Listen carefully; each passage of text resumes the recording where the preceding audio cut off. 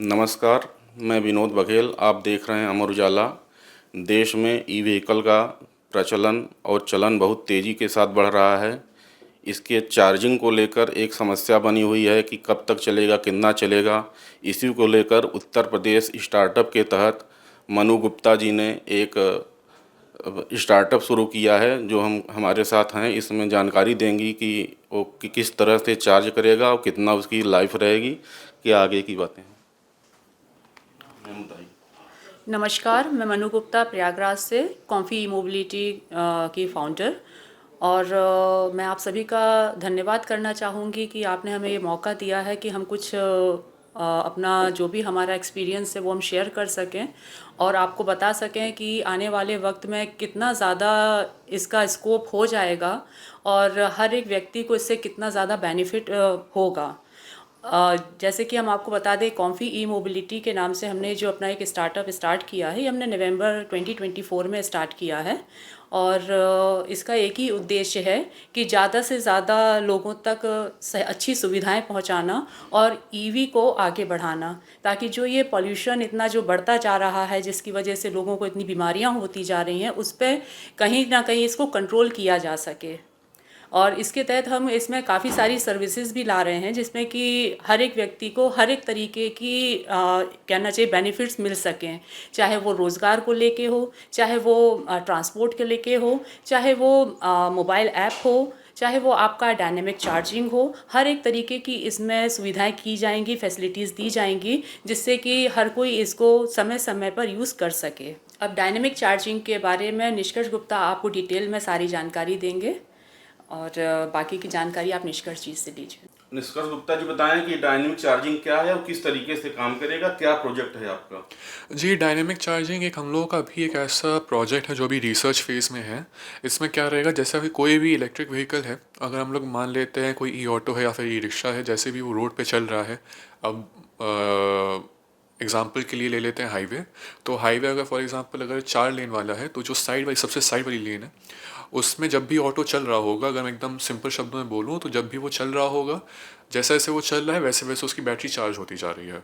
अच्छा, गाड़ी चलती रहेगी, चार्ज होता रहेगा, हाँ। कहीं रोकने की जरूरत नहीं है। नहीं, जैसे अगर आप रोकेंगे तो आपकी और एफिशिएंटली चार्जिंग होगी। अगर तेज जब तेज चार्ज तेज होगा। चार्ज होगी, बिकॉज क्योंकि वो स्टेशनरी है, मतलब गाड़ी रुकी हुई है।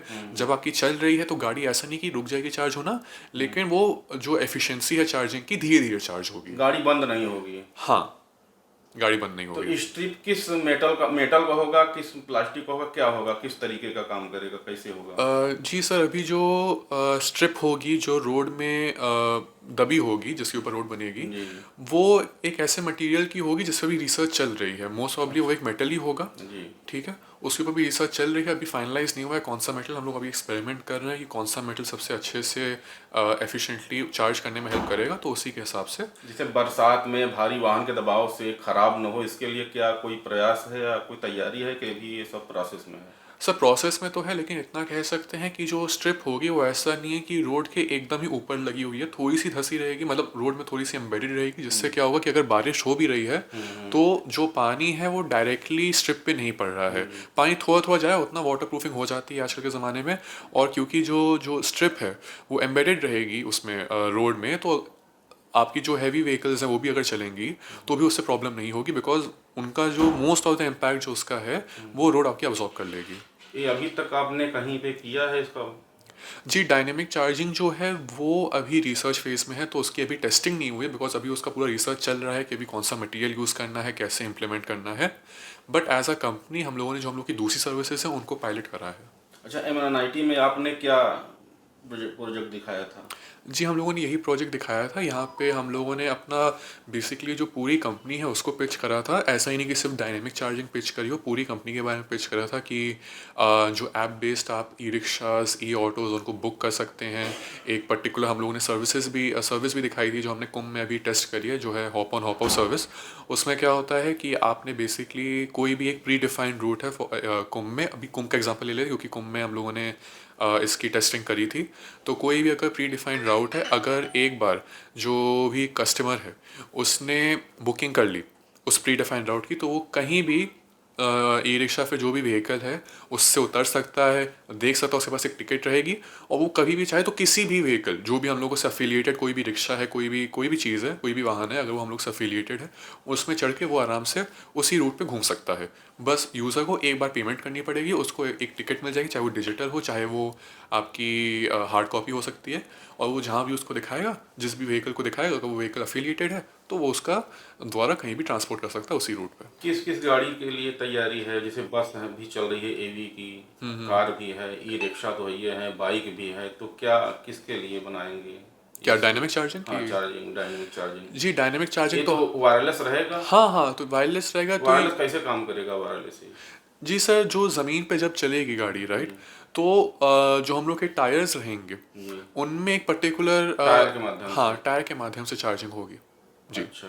और ये ऑलमोस्ट अगर टायर के माध्यम से हो रही है तो चाहे आपकी बस हो, चाहे आपकी बाइक हो, चाहे आपकी ई रिक्शा, ई कार हो, सब पे काम करेगा। अभी आप क्या कर रहे हैं? क्या रिसर्च है? क्या पढ़ाई है आपकी? कहाँ पे?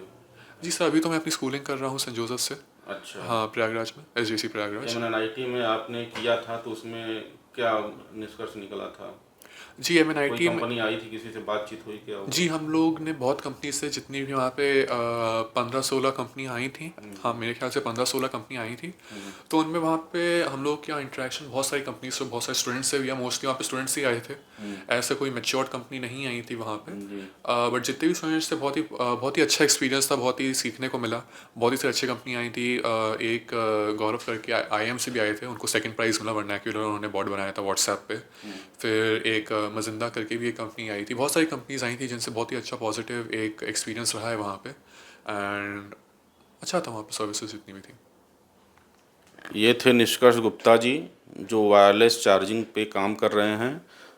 इसका मतलब कि गाड़ी चलती रहेगी और वाहन चार्ज होता रहेगा। यह ईवी के लिए है, जो ईवी बस के से लेकर ई रिक्शा, ई बाइक सब पे काम करेगा और गाड़ी चलती रहेगी और पहिए के माध्यम से, टायर के माध्यम से वाहन चार्ज होते रहेंगे। कहीं रोकने की ज़रूरत नहीं पड़ेगी, न ही चार्जिंग स्टेशन पे जाने की ज़रूरत पड़ेगी। इसके लिए रूट तैयार किया जा रहा है, इनका काम अभी प्रोसेस में है, चल रहा है और सरकार के पास इन्होंने प्रोजेक्ट भेजने की तैयारी की है।